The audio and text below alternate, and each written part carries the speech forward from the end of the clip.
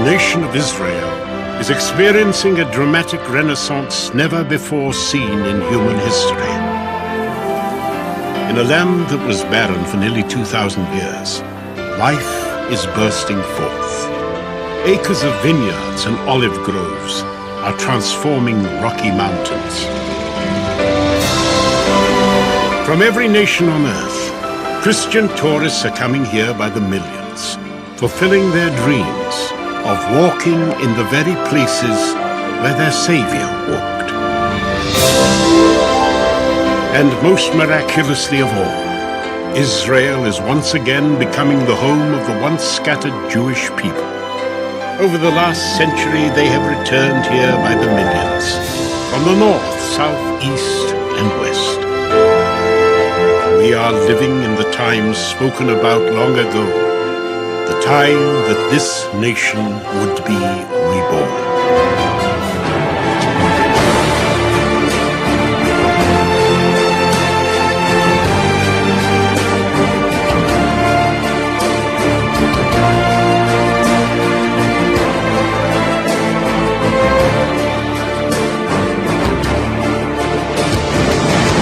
Herzl realized that the only solution to anti-Semitism was for the Jews to have their own state.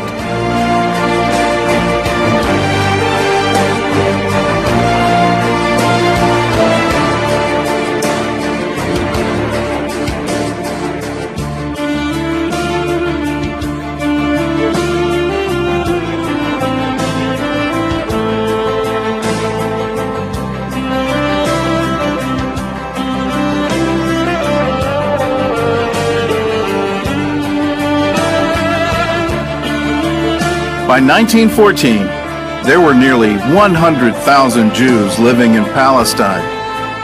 They had started 50 agricultural villages and farmed roughly 100,000 acres of land.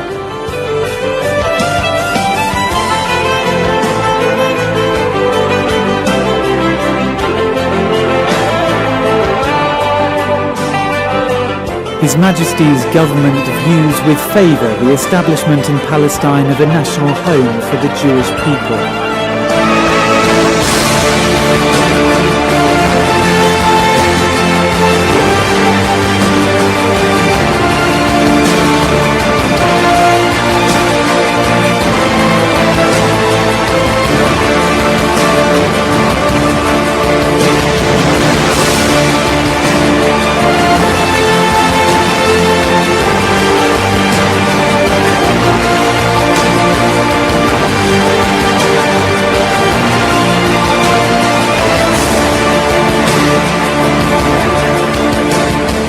After the American, British, and Allied forces defeated the Germans, hundreds of thousands of Jews came to Palestine, and the UN General Assembly passed a fateful plan to divide up Palestine into independent Arab and Jewish states.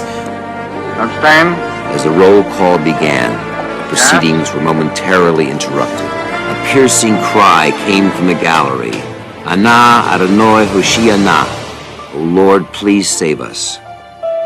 The United States? Yes? Yemen? No?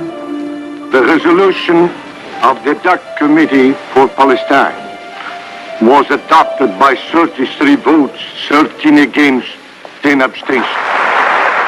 The stage was set. On the afternoon of May 14th, several council members met to approve the final draft of the declaration. The text was approved unanimously, but just hours before it would be read, the new state still didn't have a name. Historical names like Zion and Judea were proposed and rejected. It was Ben-Gurion who decided that the name would be simply Medinat Israel, the State of Israel.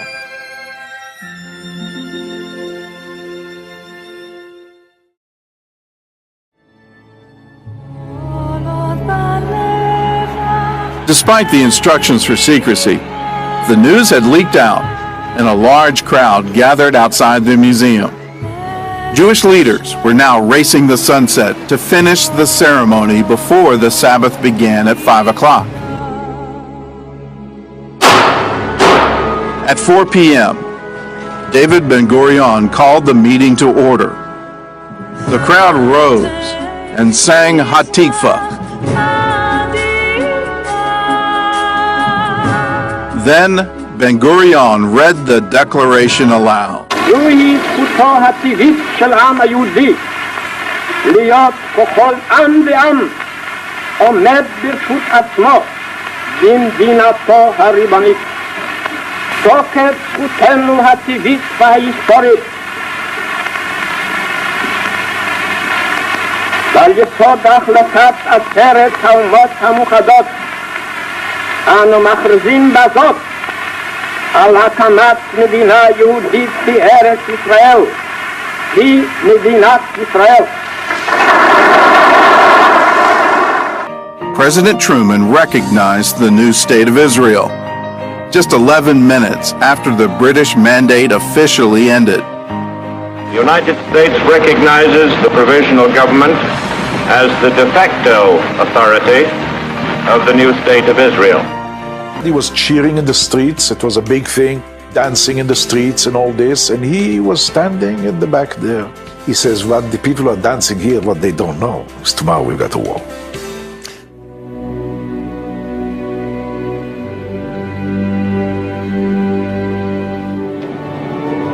It wasn't long before Ben-Gurion was proven right. In the Declaration of Independence, he had offered the Arabs an equal place in the new state. But that night, his olive branch was answered by the roar of Egyptian warplanes. At 1 minute past midnight, they bombed the city of Tel Aviv. And at dawn, tanks from 5 Arab armies rolled into the new state of Israel. A year later, in 1949, all sides had grown weary of fighting. Egypt, Lebanon, Jordan, and Syria signed armistice agreements with Israel. The Jewish state had survived the first of many challenges to her existence.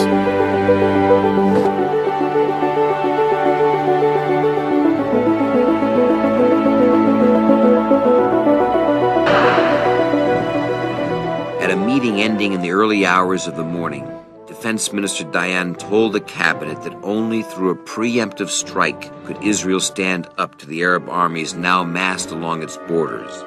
That strike, he added, must take place sooner rather than later. He then laid out the battle plan devised by the country's top military minds.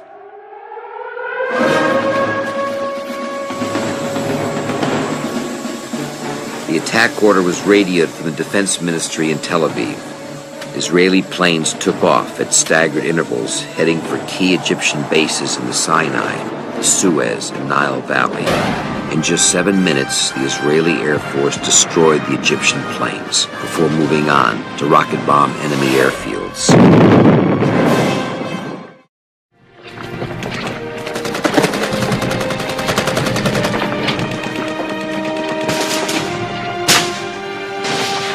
From the Temple Mount, the paratroopers sprinted to the western wall to clear it of snipers. There were serious casualties, but in minutes the battle was over. For the first time in 2,000 years, the old city of Jerusalem was in Jewish hands. And for many, it was a moment that was almost impossible to fathom.